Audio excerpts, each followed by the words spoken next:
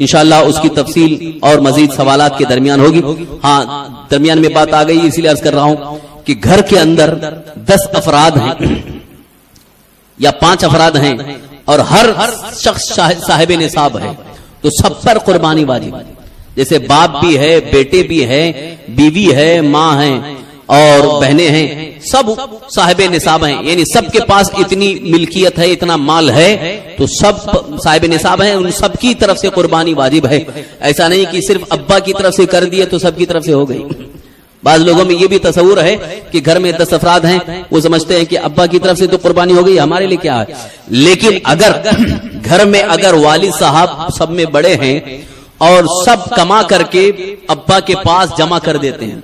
یعنی اپنے پاس کچھ بھی بینک بیلنس نہیں ہے، جو کچھ بھی کمائے، محنت کیے، مزدوری کیے، وہ سب لا کر کے اپنے ابا کے پاس جمع کرتے ہیں، تو اب وہ تنہا مالک ابا ہوئے، لہذا ان کی جو قربانی ہو رہی ہے وہ انہی کی طرف سے قربانی واجب. اور اگر اولاد کے پاس کچھ بھی نہیں رہتا ہے سوائے خرچ کے تو ان پر قربانی واجب نہیں.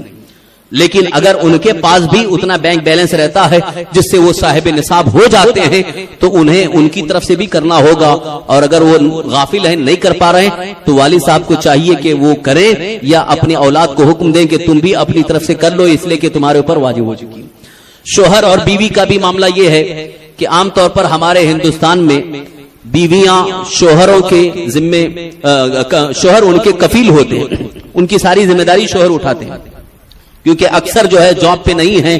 گھر میں کام کرنے والی ہاؤس وائف ہیں، تو وہ یہ سمجھتی ہیں کہ ساری کمائی تو ہمارے شوہر کے پاس ہے، جو کچھ بھی مال ہے سب ان کے پاس ہے، ہم کو صرف خرچہ ملتا ہے تو ہمارے اوپر کہاں سے واجب. ان کے پاس جو زیور ہے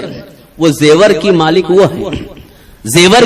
کا مالک شوہر نہیں ہے، زیور کی مالک خود عورت ہے. لہذا اگر اتنا زیور ہے جس سے وہ 52.5 تولہ چاندی کی مقدار بن رہی ہے تو اس عورت پر بھی قربانی واجب ہوگی.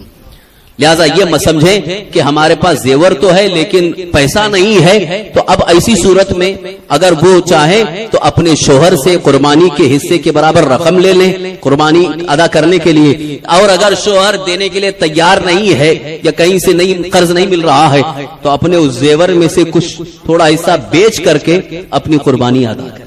ورنہ قربانی نہ کرنے کا گناہ ان پر بھی ہوگا. لہذا اس سلسلے میں ان کو بھی یہ مسئلہ گھر میں بتا دیا جائے. اور اگر آپ خود کفیل ہیں اور عورت کی بھی ذمہ داری آپ کے اوپر ہے، عام طور پر کرتے چلے آئے ہیں، تو قربانی کرتے وقت اپنی بیوی کی طرف سے اگر قربانی کی جا رہی تو اسے اطلاع دے دیں، اسے بتا دیں کہ میں بھی تمہاری طرف سے قربانی کروا رہا ہوں، تمہارا حصہ میں نے لے لیا. اس طرح سے اطلاع دے دیں اور اس کو خبر مل گئی تو اب اس کی طرف سے بھی قربانی ادا ہو جائے گی.